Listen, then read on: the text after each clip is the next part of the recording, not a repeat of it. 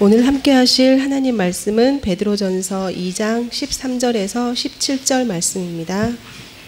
신약 379쪽입니다.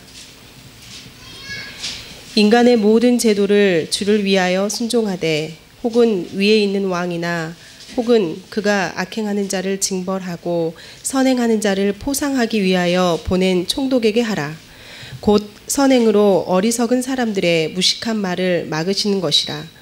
너희는 자유가 있으나 그 자유로 악을 가리는 데 쓰지 말고 오직 하나님의 종과 같이 하라. 뭇 사람을 공경하며 형제를 사랑하며 하나님을 두려워하며 왕을 존대하라. 우리 하나님의 은혜와 평강이 성도님들의 가정에 충만하시기를 바랍니다. 오늘은 베드로전서 2장 13절에서 17절의 말씀을 통해서 우리 하나님의 은혜를 나누고자 합니다.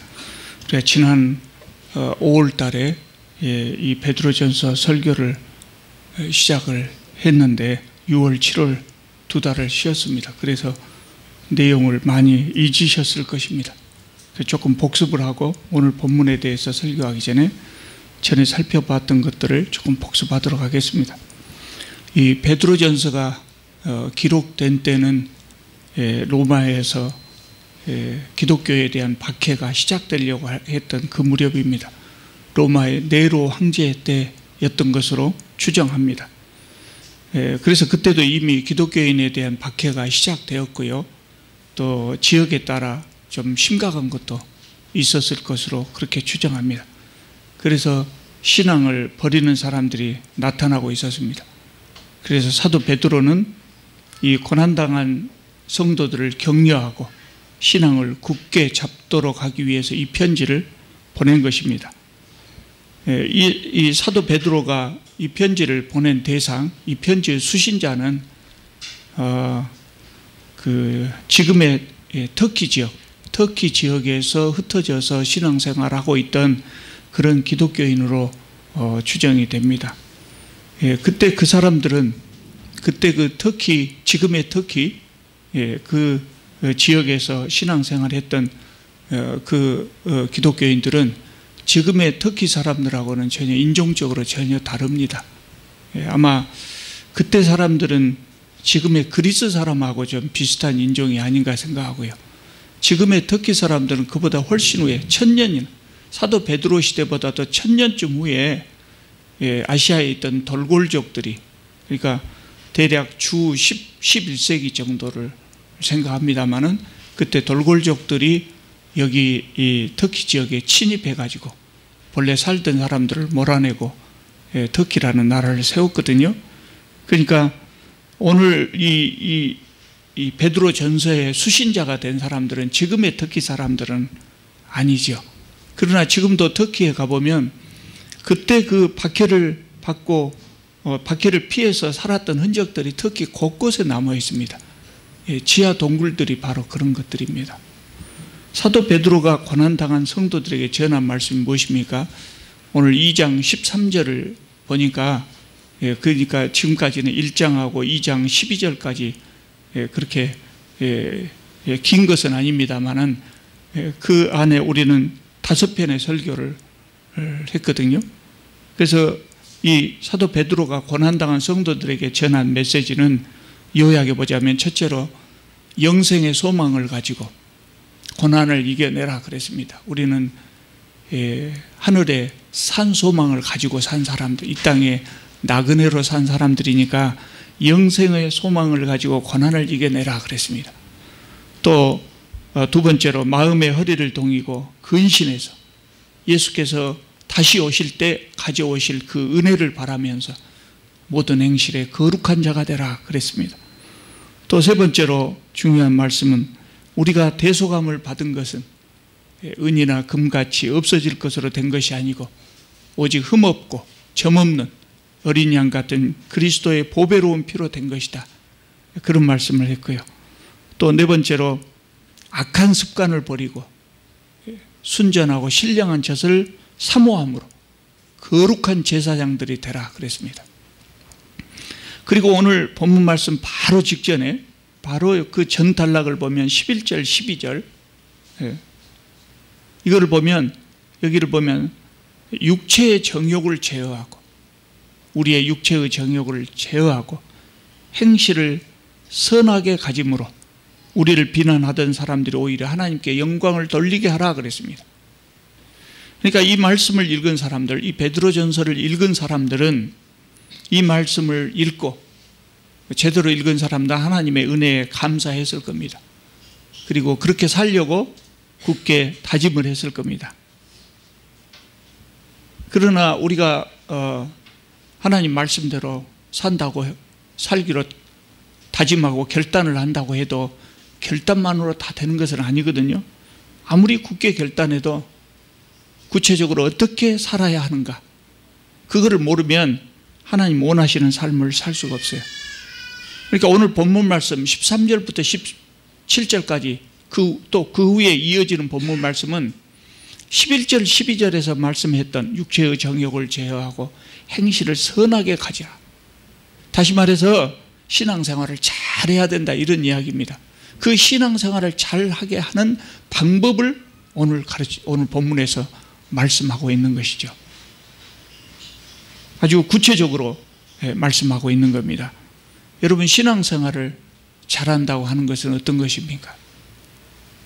우리나라 성도들은 신앙생활을 잘하는 것 같습니까? 못하는 것 같습니까? 제가 보기에는 전체적으로 볼 때, 물론 잘하는 분도 많이 계십니다만은 일반적으로 전체적으로 볼 때 방향을 잘못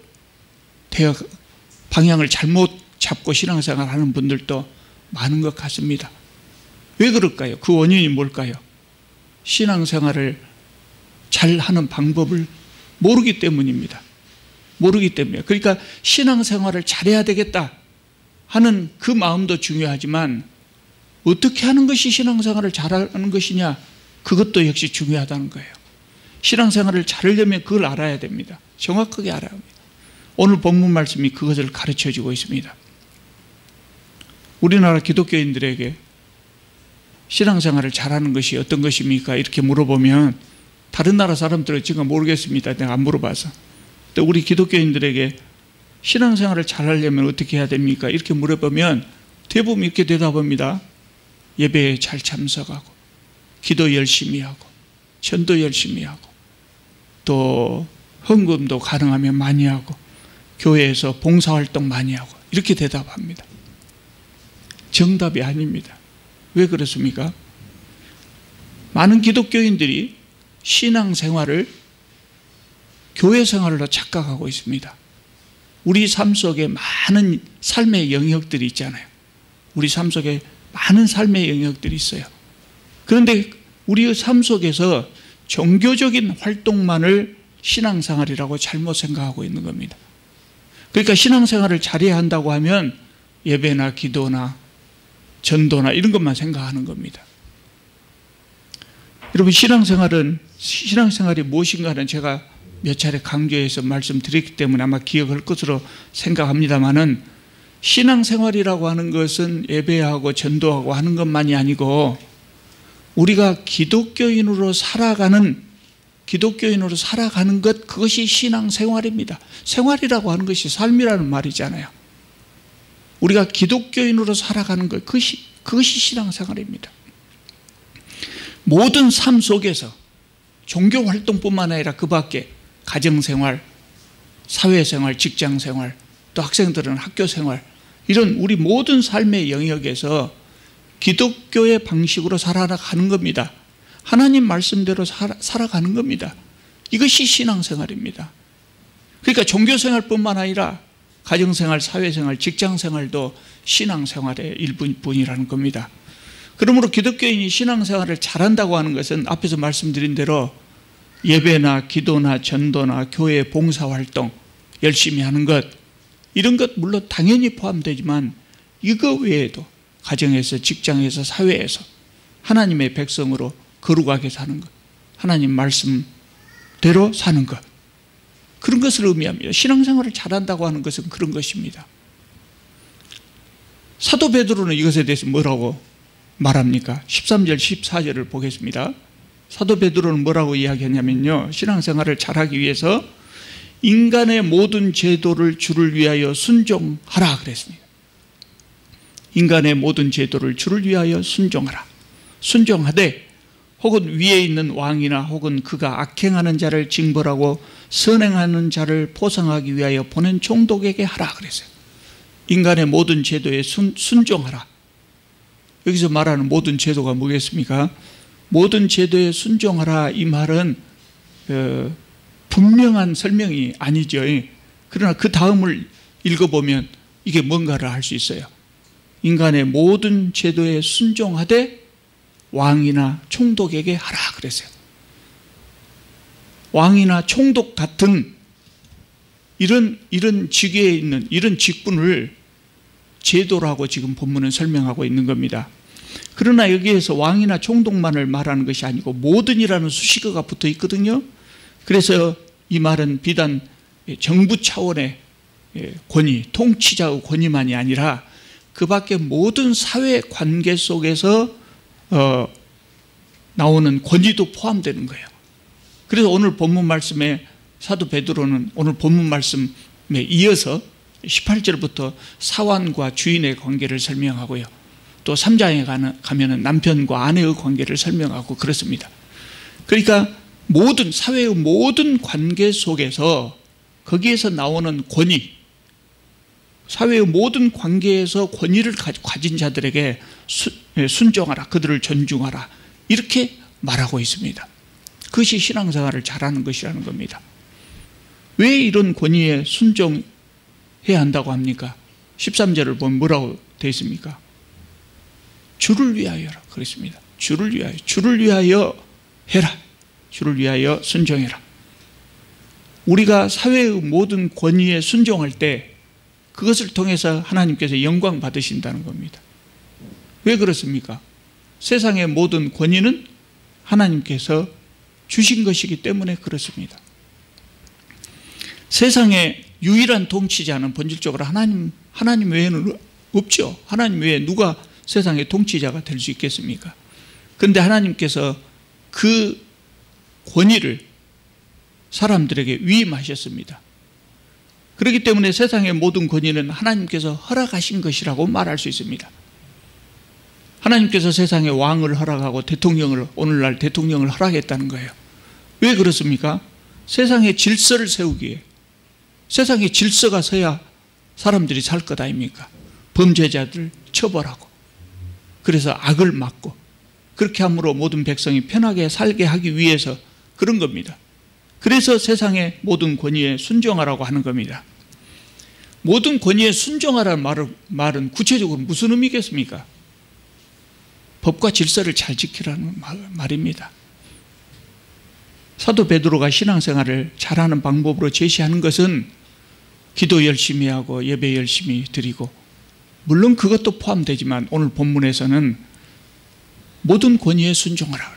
교회 생활뿐만 아니라 그 밖에 다른 생활, 가정이나 사회에서나 직장에서나 하나님 백성답게 법과 질서를 잘 지키며 거룩하게 사는 것, 그것이 오늘 본문이 말하는 신앙생활을 잘하는 방법입니다. 여러분, 베드로는 13절에서 왕의 권위를 존중하라고 했는데요, 그때 로마의 왕이 누구였다겠습니까? 로마의 왕이 누굽니까? 네로입니다. 이 사람은 인류 역사상 둘째 가라면 서러워할 정도로 아주 포악한 독재자였습니다. 그럼에도 불구하고 그의 명령과 법을 지키라는 것입니다. 왜 그러겠습니까? 그래야 로마 제국의 질서가 유지됩니다. 로마 제국의 질서가 유지될 필요가 있습니까? 유지돼야 합니다. 로마 제국의 질서가 무너지면 수많은 사람들이 고통을 받습니다. 여러분, 우리는 복음서를 공부하면서 로마를 생각하면 예수님을 십자가에 단 사람들, 이렇게 생각해서 흉악한 사람들로만 생각됩니다만은 로마 제국은 역사상 가장 오래 지속됐던 제국입니다. 로마는요, 굉장히 중요한 장점을 가진 나라예요. 오늘 그걸 다 설명할 수 없지만 언제 이야기할 수 있는 기회가 될 겁니다. 여러분, 유럽이 아주 잘 자란 나라들로 이렇게 쪼개져 있을 때는 날마다 전쟁이 그치지 않았어요. 날마다 전쟁을 했어요. 근데 힘센 로마가 와가지고 유럽 사회를 전부를 쫙 평정해가지고 통일을 해버렸어요. 그러니까 전쟁이 사라졌어요. 그래서 사람들은 로마가 주는 평화, 그 뭐라고 합니까? 팍스 로마나 그러잖아요. 로마가 주는 평화 속에 안정을 누리며 살 수 있었어요. 세상이 무질서해지고 전쟁이 일어나고 그러면 누가 제일 힘듭니까? 난세에는 힘없는 사람이 굉장히 힘듭니다.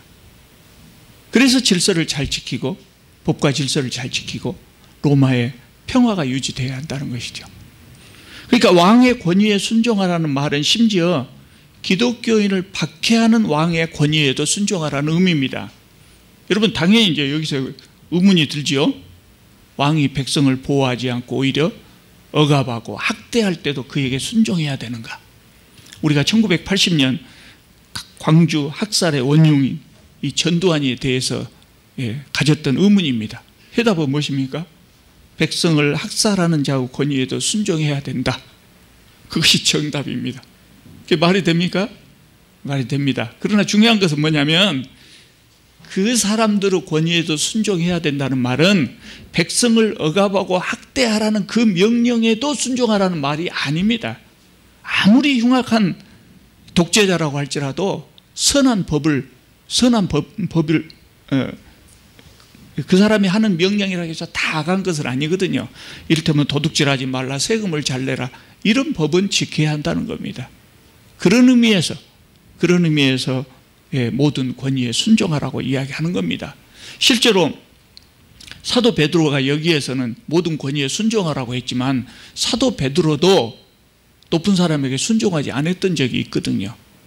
여러분 사도행전 5장에 보면요, 사도 베드로가 선교 활동을 막 시작했을 때 그때 대제사장이 베드로에게 이런 이야기를 했어요. 예수 그리스도의 이름으로 사람들을 가르치지 말라, 이렇게 명령한 적이 있어요. 예수 그리스도의 이름으로 사람들을 가르치지 말라, 복음을 전하지 말라는 말이죠. 그때 베드로가 뭐라고 대답했겠습니까? 모든 권위에 순종하니까 예 알겠습니다 그러고 안 했겠습니까? 베드로 이렇게 대답했습니다. 아주 유명한 대답입니다. 사람에게 순종하는 것보다 하나님께 순종하는 것이 마땅하다. 그렇게 하면서 이 대제사장의 지시를 거부했어요. 대제사장의 권위는 마땅히 존중해야 하지만 하나님의 뜻 안에서 순종해야 된다는 이야기입니다. 그런 의미입니다. 또 출애굽기 1장을 보면 애굽의 바로가 히브리 산파들에게 명령을 내립니다. 무슨 명령을 내립니까? 이스라엘 여인들이 낳은 아이가 사내 아이면 죽여라, 그렇게 명령을 내립니다. 그런데 산파들은 왕의 명령을 따르지 않았습니다. 그러면 성경은 이 산파들의 행위에 대해서 잘했다고 했을까요? 못했다고 했을까요? 출애굽기 1장을 보면 이렇게 나왔습니다. 그 산파들은 하나님을 경외하였으므로 하나님이 그들의 집안을 흥왕하게 하셨다 그랬어요. 이런 때는 왕의 명령을 따르지 않는 것이 잘한 것이라는 의미입니다. 왕은 하나님의 뜻에 따라서 한 나라의 질서를 바로잡아야 할 사람입니다. 그럼에도 불구하고 왕이 잘못된 명령을 한다면 하나님의 백성들은 더 높은 권위, 우리 하나님께 복종하기 위해서 왕에게 불복종하는 겁니다. 그런데 그렇지 않은 경우에는 모든 권위에 순종해서 질서를 지켜야 한다는 겁니다. 그러면 사도 베드로는 오늘 본문에서 왜 모든 제도 모든 권위에 순종하라고 합니까? 15절에 그 이유가 나와 있습니다. 베드로 전서같이 이런 서신들은 좀 지루한 느낌을 받을 수가 있어요. 이 복음서나 또 역사서 같은 것은 이야기가 많이 나오니까 덜 지루한데, 그래서 우리가 성경 말씀 본문을 보면서 말씀을 들을 필요가 있습니다. 그럼 좀 나을 겁니다. 15절에 우리가 모든 권위에 순종해야 될 이유가 나와 있는데 이렇게 이야기합니다. 곧 선행으로 어리석은 사람들의 무식한 말을 막으시는 것이라. 선행으로 어리석은 사람들의 무식한 말을 막기 위해서 그러는 것이다, 그 말입니다. 이 말씀은 좀 우회적으로 돌려서 말한 것이기 때문에 좀 해석이 필요하죠. 금방 이해가 되는 말씀은 아니죠. 여기서 선행이라고 하는 것은 착한 일을 말하는 것 아닙니다.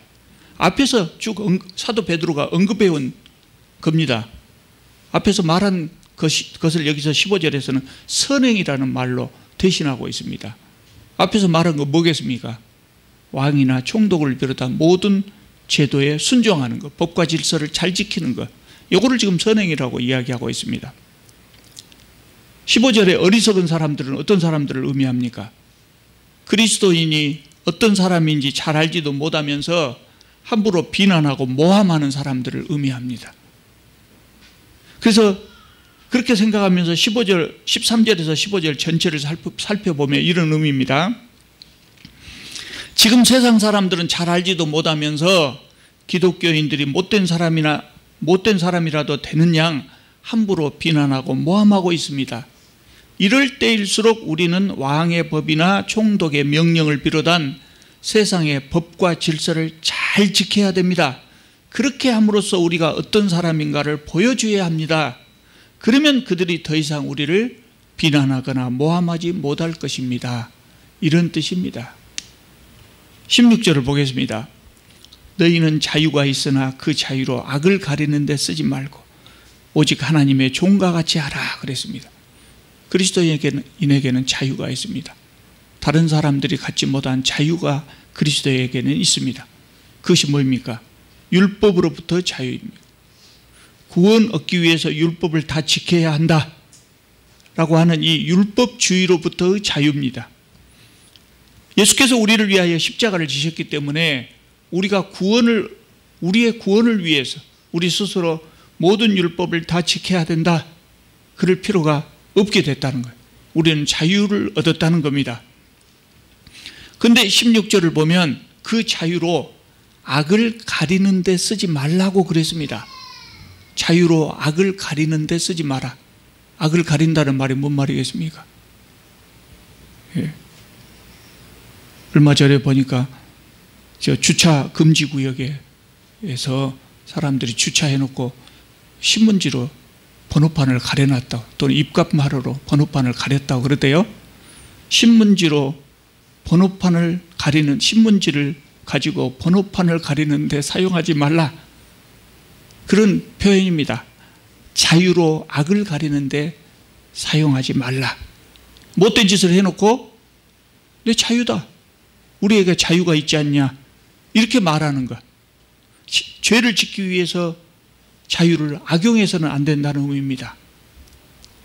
초등학교 때 우리 선생님이 자유를 설명해 주시면서 이런 그 이야기를 해 주셨어요. 아마 나이 드신 분들은 아마 들어보셨을 겁니다. 해방 직후에요. 1945년 해방 직후에 이런 일이 흔히 있었다 그래요. 어떤 기차관에서 어떤 사람들이 다른 사람을 배려하지 않고 아주 무례하게 행동을 했다 그래요. 어떤 무례한 행동이었는가 하는 것을 오래돼서 잊어버렸어요. 제가 초등학교 때면 엄청나게 시간이 많이 지났죠. 잊어버렸어요. 그래서 보다 못해서 옆에 있던 사람들이 그러지 말라고 했더니 그 사람이 뭐라고 대답했겠습니까? 내 자유다 그랬대요. 내 자유다. 내 자유다. 이것이 바로 자유로 악을 가리는 행동입니다. 내 자유다. 그러니까 그 말을 듣고 옆에 있던 사람이 일어나가지고 그 사람의 뺨을 사정없이 후려쳐버렸어요. 그러니까 왜 치냐 그랬겠죠. 이렇게 뺨을 친 사람이 뭐라 하겠습니까? 내 자유다. 너만 자유가 있냐? 나도 자유다.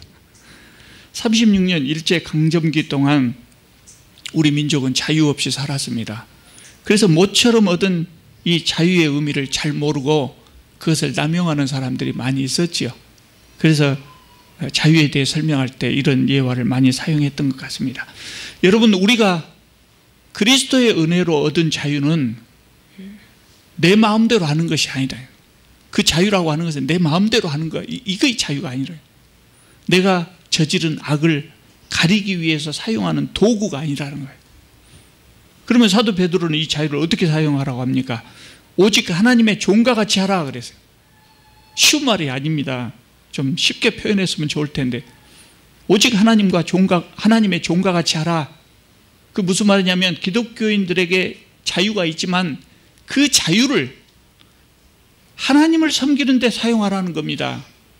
그것도 오늘 본문하고 연관지어서 말씀한다면 뭐겠습니까? 세상의 모든 제도에 순종하는 겁니다. 황제가 정한 법을 지키고 총독이 명한 질서를 지키는 겁니다. 우리는 율법주의로부터 해방되었습니다. 그래서 많은 기독교인들이 우리는 율법으로부터 해방되었기 때문에 율법은 지키지 안 해도 된다고 생각합니다. 그런데 그거는 악한 사상입니다. 율법을 지켜야 될, 강제로 지켜야 될 의무는 없습니다. 그런 건 아닙니다. 그러나 우리는 차원에서 율법을 지키려고 한다는 거예요. 왜냐하면 하나님께서 그것을 좋아하시기 때문에. 그래서 우리는 차원에서 어쩔 수 없이 법을 지키는 것이 아니라 차원에서 기쁜 마음으로 법을 지키며 산다는 거예요. 우리에게 자유는 있지만 죄를 지을 자유는 없는 것이죠. 자유가 있지만 기독교인에게 죄를 지을 자유는 없습니다. 17절 마지막 절입니다. 무사람을 공경하며 형제를 사랑하며 하나님을 두려워하며 왕을 존대하라. 이게 무슨 말씀입니까? 이거 다시 13절로 돌아가는 겁니다. 이 단락을 마무리 지으면서 처음에 했던 말을 다시 강조하는 말씀입니다. 그러니까 세상의 모든 제도를 주를 위하여 순종하라 하는 의미를 다시 뭇사람, 왕뿐만 아니라 하나님뿐만 아니라 뭇사람을 공경하라. 뭇사람을 공경하고 왕을 존대하라 그랬죠. 여기서 우리 성경은 뭇사람을 공경하고 왕을 존대하라 그랬지만 헬라어로는 공경하라는 말과 왕을 존대하라는 말이 같은 단어입니다. 같은 단어. 뭇사람을 공경하고 형제를 사랑하며 하나님을 두려워하며 왕을 존대하라. 이거는 사도 베드로가 한 단락을 마무리 지으면서 그냥 의례적으로 하는 말씀이 아닙니다. 이것이야말로 우리가 세상에서 우리의 이웃들과 평화롭게 살 수 있는 방법입니다. 그리고 이것이 세상의 모든 제도에 순종하는 방법이고, 그리고 이것이 우리가 신앙생활을 잘하는 방법이라는 겁니다. 여러분, 오늘 우리 시대에도 이 로마 시대처럼 기독교가 세상 사람들로부터 비난을 받고 있는 시대입니다. 그래서 이 본문 말씀이 우리에게 중요합니다. 그래서 우리도 모든 제도에 순종함으로 세상 사람들로부터 칭찬을 받을 수 있기를 바랍니다. 기도하겠습니다. 거룩하신 주님, 오늘 귀한 말씀을 통해서 깨달음을 주신 것 참으로 감사드립니다. 주님께서 많은 사도들과 선지자들을 통해서 이 귀한 말씀을 저희들에게 전해주고 계시지만, 그러나 저희들이 이 말씀에 순종하지 못함으로 우리의 삶 속에 오점을 남기고 또 하나님의 영광을 가리는 일을 많이 하며 살아왔습니다. 주님, 우리의 허물을 용서하여 주시옵소서. 우리가 세상의 모든 제도, 모든 법과 질서를 잘 지킴으로 주님께 영광을 돌리고 세상 사람들로 하여금 우리 하나님을 찬양할 수밖에 없게 그렇게 할 수 있도록 저희들의 삶 속에 주님 함께하여 주시옵소서. 예수님의 이름으로 기도하옵나이다. 아멘.